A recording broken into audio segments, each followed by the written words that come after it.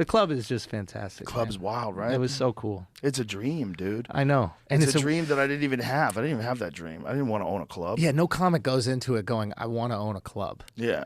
And then you do it. But it was an interesting thing. Like, I had this weird sensation. I said yesterday, but I was just like, I'm like proud of you.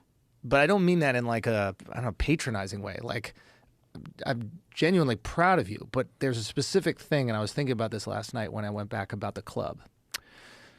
And you kept talking about like this way of like funneling and nurturing talent.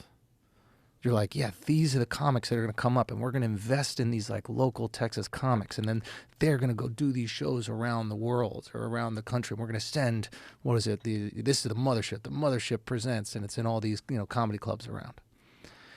And I thought of the club, and I did both of the rooms, and the rooms do separate things for comedic growth that is really important. Yeah. That little room teaches intimacy and connection. Yeah. You can't just go up there and say words. Right. You have to connect with them. Yeah. Sometimes in big rooms, you can just say words. And you don't have to connect because the connection is a little bit off. There's a little bit of a filter, so you can perform, which is another thing you have to learn. But the small rooms, which is a lot of the times the New York guys that we get really good at, is like those laughs die quick. So you better tag up that joke. You better punch it up hard. You better make sure you're cooking. There's like a pace that you can kind of build. Yeah. So the small room, they get to learn how to really fucking put your foot on somebody. You know, another thing that comes out of these rooms on the East Coast is the cold weather. Cold weather makes people impatient. They don't want to hear your bullshit. It's freezing outside. They want to go. Jesus fucking Christ. They get inside. Dude. They don't want to be lollygagging. Mark was saying that same shit. He's like, if you even think about like music and like rap in New York, bar. Yes. And in the South, it's melodic and easy and chill and beautiful for both reasons. But I thought about this more, and then I did the big room first, and I'm not gonna be like, I was concerned about the big room. You were concerned. Because you said to me something about the big room. You were like, nah, it was fun, but you said to me, you were like, it's the most honest room. But you're honestly hilarious. Yeah, but so there's no issues. But that word, honest, is usually used when like, let's have an honest conversation. It's never like, you're beautiful. Thing. You know, yeah. You know what I mean? Babe, can I be honest with you?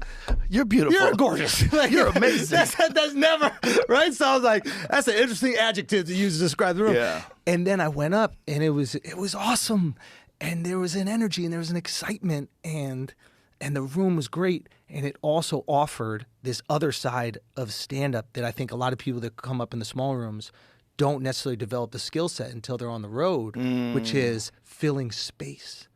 And it was like, you can learn to step on them. And that's how I came up in New York, and just boom, boom, boom, boom, boom. And then you go do 3,000 seats. How are you going to fill that? Yeah. How are you going to absorb that? And I was watching Ron White go up there, and that's a perfect example of just like kinetic energy. You're just watching him fuck. He's like the Black Panther suit. You know what I mean? Just like absorbing everything, Bro, and then push back. That dude hits and holds punchlines better than anybody alive. Masterful. He hits them, and he has a big ass fucking smile on his face. And you know him and like Tony Woods. You ever watch Tony Woods? God, yeah. Those guys are masters that just absorb, and then like, I don't know. I just feel like if that goal is, which what you said yesterday is like really nurturing this talent and like creating comedians that can be great comedians.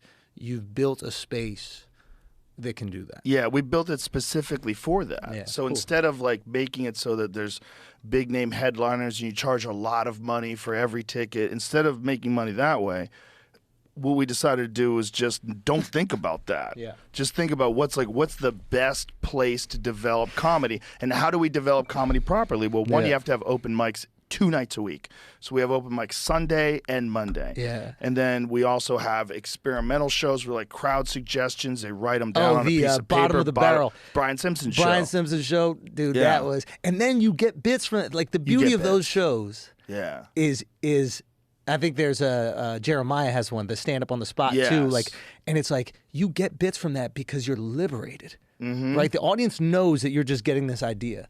Yeah. And that you're rolling with it. And they used to have one out here called The Riff that was good too. It's a wheel. Yeah. You spin a wheel and it would roll, and you'd like pick a card. It'll like land on a card. Love. That was a good move too. It's like the whole idea is to be able to it's like a premise factory. Yeah. It's just like pumping out premises. Yeah. And you never fucking know, man. I've had some bits that became like real good bits that I got out of doing those kind of shows. Yeah, I don't want to say the one we were talking about yesterday, so you could develop. But that's gonna be one. Yeah. Like, yeah, there's those feelings sometimes where you say a line, you're like, oh yeah, this is gonna be something. I really want to tell everybody. They'll hear it eventually. Fun. It's a good fucking line. Do you want to give it away? No, give it away. No, I gotta keep that. But it was just, it was just cool, man. There's an energy. Well, everybody is working towards the right thing. Can you talk about? I think you're gonna fuck the game up with the pay too. Can we talk about that? Let's not talk about that. We don't need to talk about that. People don't need to know what people getting paid. You are a good man and you care about comedians. I'll say that. You won't say it, well, thank you very I much. will say it for you. And you're going to fuck some people up with this shit. Well, the whole idea is just to make the best possible place for stand-ups to perform. What Joe's trying to say is the whole idea is for him to make no money. Yeah. It's for comedians to make all the goddamn money. Well, my idea is to make it so that my only goal is the club break even. Yeah. I'm like, I don't care if it makes money. I make a lot of money. Yeah, yeah. I'm not worried about money. Yeah. I don't worry about money. Yeah. I don't worry about money. Yeah. But I worry I shot about... a bow and arrow inside today. 40 yards. You're doing okay. But it's like, so that's not what I'm interested in. Yeah. What I'm interested in is like, what would be the best case scenario? You know, I always talk about when we were kids, if someone said, oh, if you had all this money, what would you do? Well, I'd make the best fucking comedy club and I'd set it up just for comedians. Yeah. So I'm like, why don't you just do that? Yeah. So I just did it. Yeah. That was it's it. crazy. Yeah, it's awesome. And the staff's awesome. Yeah. We've got the best people from the Comedy Store. I mean, I already told you I was going to come down when you opened. And but I will say after that week, like the energy that I saw from it, I was like, oh, wow, yeah, something's going on over here.